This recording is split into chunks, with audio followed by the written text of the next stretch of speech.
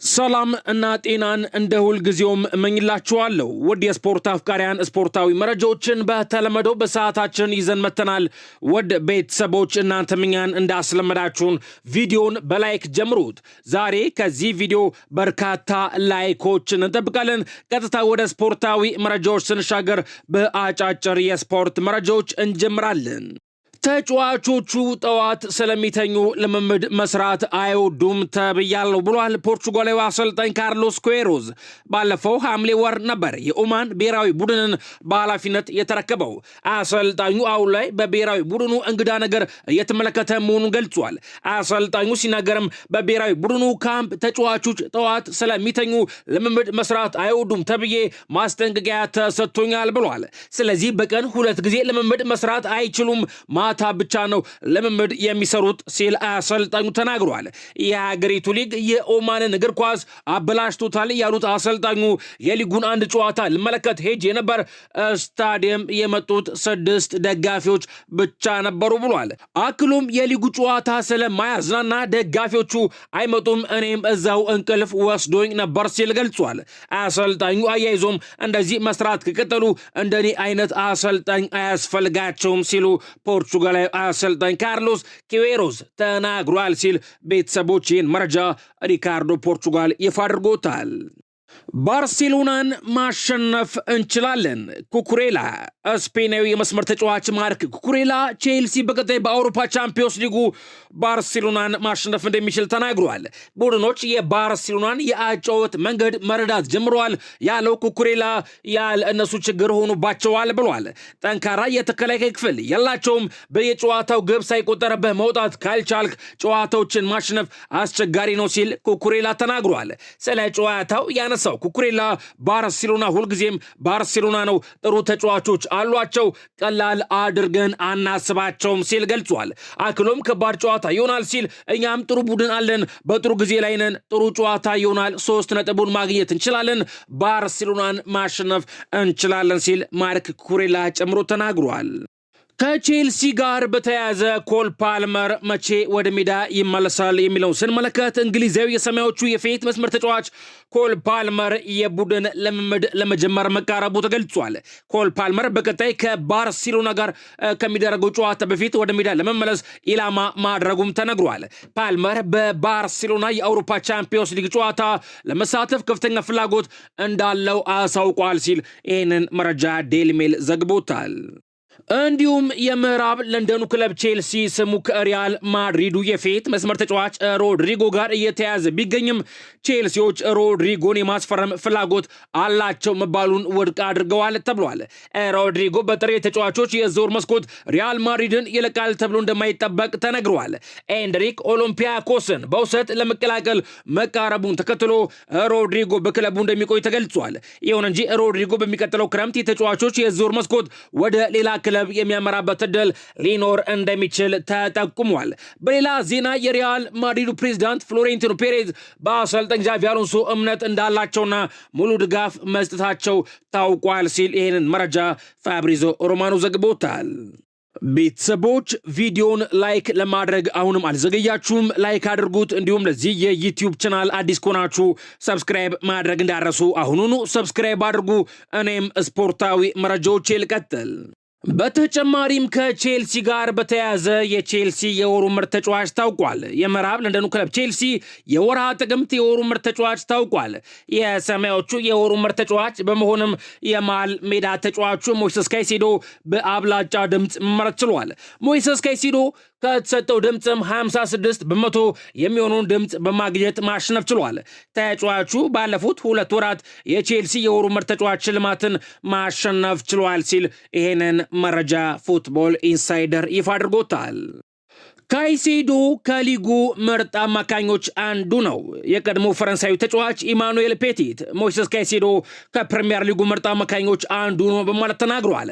ሞይሰስ ካይሴዶ የንጎሎ ካንቴና ማኬሌሌ ደረጃ ላይ የመድረስ አቅም አለው ሲል ኢማኑኤል ፔቲት አስተያየቱን ሰጥቷል። አክሎም ነገር ግን ካይሴዶ ታሪካዊ ተጫዋች ለመሆን ፕሪሚየር ሊጉን ማሸነፍና በአውሮፓ ቻምፒዮንስ ሊጉ ደምቆ መታየት አለበት ሲል ኢማኑኤል ፔቲት ጨምሮ ተናግሯል። ቤተሰቦች የሞይሰስ የሞይሰስ ካይሴዶ አድናቂዎች ካላችሁ ኮሜንት መስጫ ቦክስ ላይ 7 ቁጥርን ጻፉልኝ።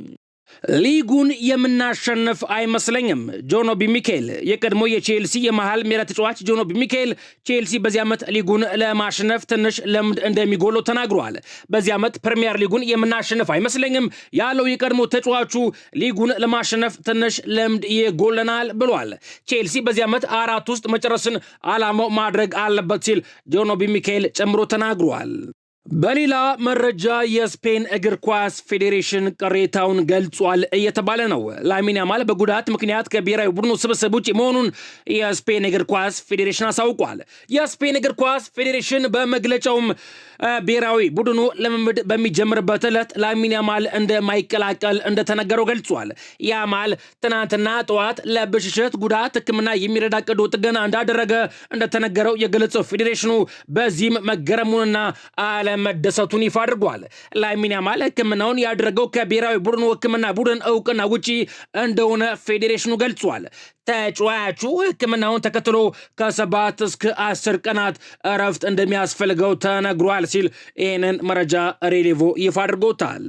በሌላ መረጃ በሜሲ መልቀቅ አልጸጸትም ብሏል ኡሃን ላፖርታ። የባርሴሎናው ፕሬዝዳንት ኡሃን ላፖርታ ሊዮኔል ሜሲ በ2021 ባርሴሎናን በመልቀቁ አልጸጸትም በማለት ተናግሯል። ፕሬዝዳንቱ ሲናገርም ሊዮኔል ሜሲ ባርሴሎናን የለቀቀበት መንገድ ጥሩ ባይሆንም ምንም አይነት ጸጸት አይሰማኝም ሲል ገልጿል። ባርሴሎና ከማንም በላይ ነው ያለ ኡሃን ላፖርታ ሁላችንም የምንፈልገው ነገር አልነበረም፣ ነገር ግን በወቅቱ የማይቻል ነበር ሲል ተደምጧል። አያይዞም ሊዮኔል ሜሲ ወደ ባርሴሎና ካምፕ ኑ ስታዲየም መምጣቱን አላውቅም ነበር፣ ቤቱ ነው ሲል ተናግሯል። ከሊዮኔል ሜሲ ጋር በተያያዘ አርጀንቲናዊ ኮከብ ሊዮኔል ሜሲ ታህሳስ ወር ውስጥ ወደ ህንድ በማምራት ጉብኝት ያደርጋል ተብሏል። ሊዮኔል ሜሲ በህንድ በሚያደርገው የጎት ኢንዲያ ቱር 2025 ጉብኝት ደጋፊዎች እሱን የሚያገኙበት ዕድል መመቻቸቱ ተገልጿል። ደጋፊዎች ሊዮኔል ሜሲን ለማግኘትም ለአንድ ሰው $12,000 ጀምሮ ክፍያ መፈጸም እንደሚጠበቅባቸው ተነግሯል። አጋጣሚው ደጋፊዎች ከሊዮኔል ሜሲ ጋር የግል ውይይት እንዲያደርጉ እንደሚያስችላቸው ተገልጿል። በተጨማሪም ከሊዮኔል ሜሲ ጋር ፎቶ የመነሳትና የተፈረመበት ማሊያን የማግኘት እድሎችን ያገኛሉ ሲል ይህንን መረጃ ሞንዶ ዲፖርቲቮ ዘግቦታል። በባርሴሎና ማጠናቀቅ ነበር ምኞቴ። ሜሲ አርጀንቲናዊ ኮከብ ሊዮኔል ሜሲ በኢንተር ሚያሚ ውሉን ካራዘመ በኋላ ከስፔኑ ስፖርት ጋር ቃለ ምልልስ አድርጎ ነበር። ቃለ ምልልሱን በትናንትናው ዕለት ለተመልካቾች ይፋ ሲደረግ ሊዮኔል ሜሲ የተለያዩ ጉዳዮችን አንስቷል።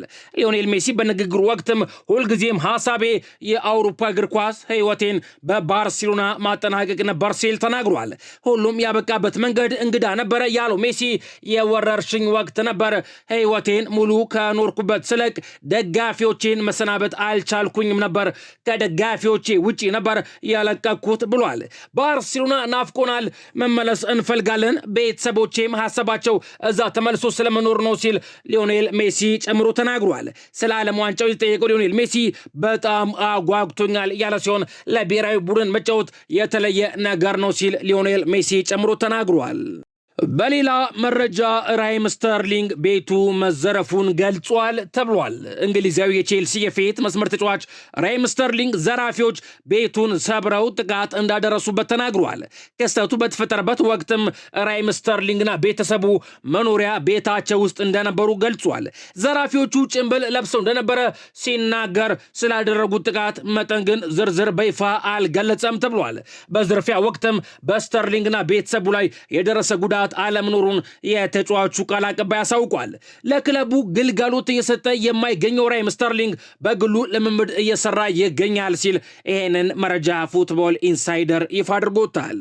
በሌላ መረጃ የካዜሚሮ የማንቸስተር ዩናይትድ ቆይታ እስካሁን ድረስ አልታወቀም ብሏል።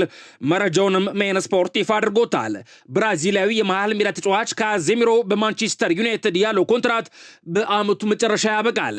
አሰልጣኝ ሩበን አሞሪም ካዜሚሮ በቡድናቸው ውስጥ በጣም አስፈላጊ ተጫዋች አድርገው እንደሚመለከቱ ተገልጿል። ማንቸስተር ዩናይትድ ተጫዋቹን በክለቡ ለማቆየት ከደሞዝ ክፍያው ከፍተኛ ቅናሽ ማድረግ እንደሚፈልጉ ተነግሯል።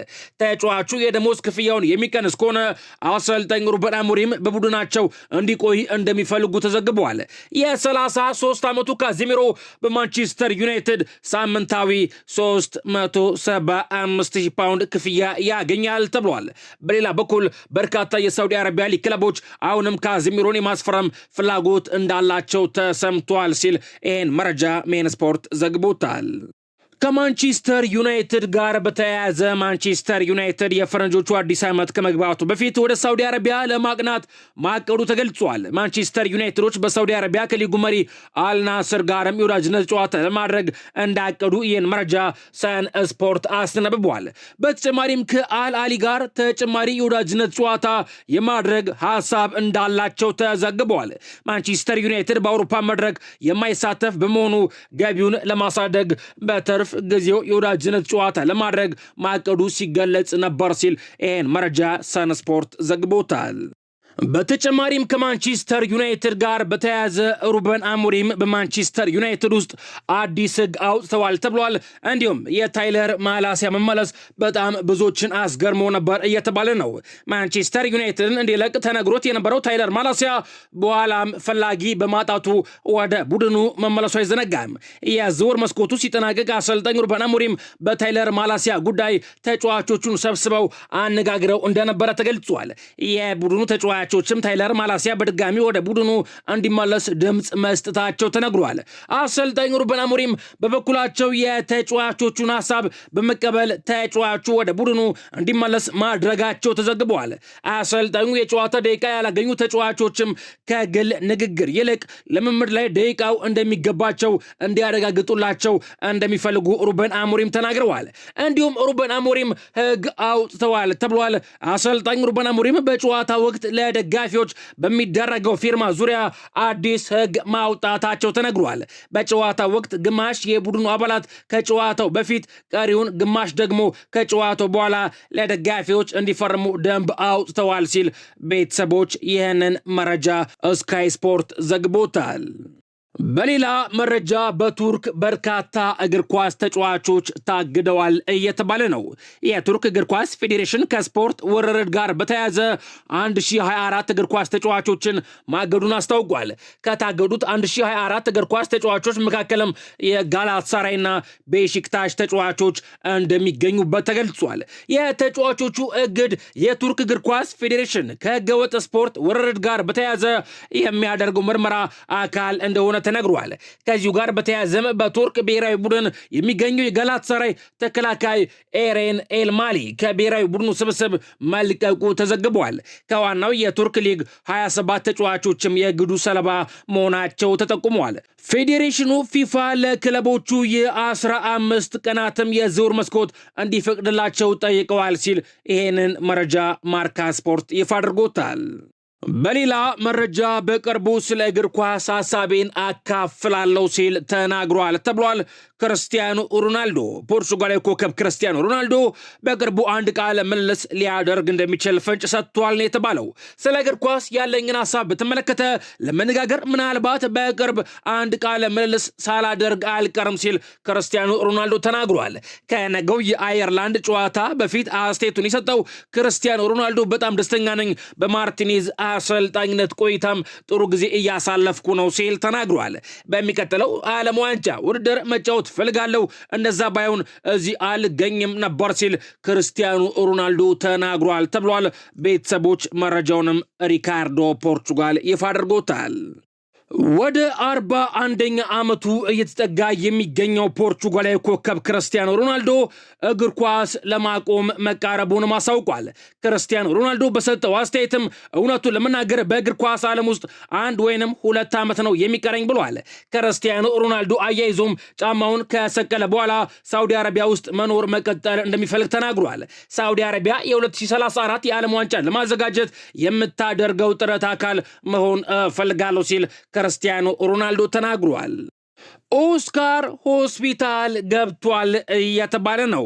ብራዚላዊ ቀድሞ የቼልሲ ተጫዋች ኦስካር ህመም አጋጥሞት በብራዚል ሳኦ ፖሎ ሆስፒታል መግባቱ ተሰምቷል። ኦስካር በተደረገለት የሕክምና ምርመራ ከልብ ጋር የተያያዘ ህመም እንዳጋጠመው እንደተነገረው ተገልጿል። በልጅነት ክለቡ ሳኦ ፖሎ የተጫወተ የሚገኘው ኦስካር ዳግም ወደ እግር ኳስ ላይመለስ እንደሚችል ነው የተነገረው። የ34 ዓመቱ ኦስካር ባለፈው ዓመት ከቻይናው ክለብ ጋይ ፖርት ጋር ከ7 ዓመታት በኋላ በመለየት ወደ ሳኦ ፖሎ መመለሱ አይዘነጋም ሲል ይህንን መረጃ ስካይ ስፖርት ይፋ አድርጎታል። በሌላ መረጃ አርሰናል የተጫዋቾች መልማይ ሊቀጥር ነው እየተባለ ነው። የሰሜን ለንደኑ ክለብ አርሰናል የተጫዋቾች የበላይ መልማይ ለመቅጠር መቃረቡ ተገልጿል። መድፈኞቹ የናፖሊዮን የተጫዋቾች መልማይ ኃላፊ ማውሪዚዮ ሚቼልን ወደ ቡድኑ ለመውሰድ መቃረቡ ተነግሯል። ኃላፊው ክቪቻ ክቫርቲሊያን እና ማሬክ ሃምሲክን ወደ ናፖሊ እንዲመጡ በማድረግ ከፍተኛ ሚና እንደነበራቸው ይታወቃል ተብሏል። የ57 ዓመቱ ጣሊያናዊ ማውሪዚዮ ሚቼን የአንድሬ ቤርታን ቡድን እንደሚቀላቀሉ ታውቋል ሲል ይህን መረጃ ዘ አትሌቲክስ ዘግቦታል። እንዲሁም የአርሰናል የወሩ ምርጥ ተጫዋች ታውቋል። የፕሪሚየር ሊጉ መሪ የሰሜን ለንደኑ ክለብ አርሰናል የጥቅምት ወር ምርጥ ተጫዋቹን ይፋ አድርጓል። በዚህ መሰረት ብራዚላዊው የኋላ መስመር ተጫዋች ጋብሪኤል ማጋሌዝ የወሩ ምርጥ ተጫዋች በመባል መመረጥ ችሏል። ጋብሪኤል ማጋሌዝ ከተሰጠው ድምፅም 45% የሚሆነውን በማግኘት ማሸነፍ ችሏል። ጋብሪኤል ማጋሌዝ አርሰናል በወር ውስጥ ያደረጋቸውን 6 ጨዋታዎች ምንም ግብ ሳይቆጠርበት እንዲያሸንፍ ረድቷል ሲል ይህንን መረጃ ስካይ ስፖርት ይፋ አድርጎታል። በሌላ መረጃ ማድሪድ የስታዲየሙን ስያሜ ቀይሯል እየተባለ ነው። የላሊጋው ክለብ ሪያል ማድሪድ የስታዲየሙ ሳንቲያጎ በርናባው ስያሜን እና አርማ ላይ ማስተካከያ ማድረጉ ተገልጿል። ይህንንም ተከትሎ ከስታዲየሙ ስያሜው ሳንቲያጎ የሚለው በመቅረት በርናባው ስታዲየም ብቻ በሚል ተቀይሯል ነው የተባለው። በተጨማሪም አርማውን የስታዲየሙ ውጫዊ ክፍልን በሚያሳይ ምስል ለውጠውታል ተብሏል። ሎስ ብላንኮቹ የስታዲየሙ ስያሜ የቀየሩት ከገበያ ንግድ ጋር በተያያዘ መሆኑን ገልጸዋል። ሪያል ማድሪድ ስታዲየሙን በክለብ ውስጥ በተጫዋችነትና ፕሬዝዳንትነት ጉልህ አሻራ ባሳረፈው ሳንቲያጎ በርናባው ስም እንደሰየመው ይታወቃል ሲል ይህን መረጃ ማርካ ስፖርት ዘግቦታል። ፊፋ የመኪና ማቆሚያ ቦታ ሽያጭ ጀመረ ተብሏል። ቤተሰቦች ይህንን መረጃ ማርካ ስፖርት ዘግቦታል። የዓለም እግር ኳስ የበላይ ፊፋ ለቀጣዩ 2026 የዓለም ዋንጫ ውድድር በስታዲየም አቅራቢያ የመኪና ማቆሚያ ሽያጭ መጀመሩ ተገልጿል። ፊፋ የመኪና ማቆሚያ የሚሆነውን አንድ ቦታ ለአንድ ጨዋታ ከ75 እስከ $175 ድረስ እየሸጠ መሆኑ ተነግሯል። ፊፋ ላይ ለምድብ ጨዋታ መኪና ማቆሚያ ሽያጭ ያስቀመጠው ዝቅተኛ ክፍያም ከ2022 የዓለም ዋንጫ ትኬት በላይ ሆኗል ተብሏል። በኳታሩ የ2022 የዓለም ዋንጫ ውድድር ምድብ ጨዋታዎች የደረጃ 3 ትኬት $69 ሲሸጥ ነበር ተብሏል። መረጃውንም ማርካ ስፖርት ዘግቦታል። ሼርኪ የተለየ ተሰጥኦ አለው። ሙባፔ የፈረንሳይ ብሔራዊ ቡድን አምበል ኪሊያን ሙባፔ ሪያን ሼርኪ ከተፈጥሮ የተቸረው ተሰጥኦ እንዳለው ተናግሯል። ሼርኪ የተለየ ተሰጥኦ ነው ያለው ኪሊያን ሙባፔ እሱ ከተፈጥሮ አስደናቂ ተሰጥኦ ተችሮታል ሲል ተደምጧል። እሱ ከማንቸስተር ሲቲና ፈረንሳይ ብሔራዊ ቡድን ጋር በፍጥነት ተላምደዋል። ቀላል ነገር አይደለም። በዚህ እንደሚቀጥል ተስፋ አደርጋለሁ ሲል ኪሊያን ሙባፔ ጨምሮ ተናግሯል። ፕሪሚየር ሊግ የዓለም ምርጡ ሊግ ነው። ፍራንክ ዲዮንግ የባርሴሎናው የመሃል ሜዳ ተጫዋች ፍራንክ ዲዮንግ የእንግሊዝ ፕሪሚየር ሊግ የዓለም ምርጡ ሊግ ነው በማለት ተናግሯል። ፕሪሚየር ሊግ የዓለም ምርጡ ሊግ መሆኑ አያጠራጥርም ያለው ዲዮንግ ነገር ግን ምርጥ ተጫዋች መሆንን ለማረጋገጥ ግዴታ እዛ መጫወት የለብህም ብሏል። ራሴን ለማሳየት ወደ ፕሪሚየር ሊግ መሄድ አያስፈልገኝም፣ ጥያቄዎች ቀርበውልኝ ነበር፣ ነገር ግን በባርሴሎና ደስተኛ ነኝ ሲል ፍራንክ ዲዮንግ ጨምሮ ተናግሯል። በሌላ መረጃ ኮንጎ ያዘጋጀችው ጉርሻ በቡድን ውስጥ ሁከት ፈጥሯል እየተባለ ነው። ዲሞክራቲክ ኮንጎ ለዓለም ዋንጫ ለማለፍ የጥሎ ማለፍ ግማሽ ፍጻሜ ጨዋታዋን ከካሜሩን ጋር ታደርጋለች ተብሏል። የሀገሪቱ መንግስት ብሔራዊ ቡድኑ ለዓለም ዋንጫው የሚያልፍ ከሆነ ለእያንዳንዱ ተጫዋች $1 ሚሊዮን ጉርሻ ለመስጠት ቃል ገብቷል ነው የተባለው። ሀገሪቱ ያዘጋጀችው ጉርሻ ለተጫዋቾቹ ብቻ መሆኑ ሲገለጽ ለአሰልጣኙና አባላቶቻቸው መኖራቸውን ግን አላካተተም ተብሏል። ይህም የብሔራዊ ቡድኑን አሰልጣኝ አባላት ቅር ማሰኘቱና በቡድኑ ውስጥ ከፍተኛ ሁከት ማስከተሉ ተነግሯል። በተጨማሪም በማጣሪያው ከፍተኛ አስተዋጽኦ የነበራቸውና አሁን በጉዳት የሌሉ ተጫዋቾች የሽልማቱ ተቋዳሽ አለመሆናቸው ቅር ማሰኘቱ ተገልጿል። የሀገሪቱ መንግስት ተጫዋቾቹን ለማበረታታት ያዘጋጀው ከፍተኛ የገንዘብ ጉርሻ ቡድኑን ከመቼውም በላይ እንደረበሸው ተነግሯል። ዴሞክራቲክ ኮንጎ ለዓለም ዋንጫው ለማለፍ በቅድሚያ ካሜሩንን በፍጻሜው ደግሞ የናይጄሪያና ጋቦንን አሸናፊ መርታት ይጠበቅባታል ተብሏል።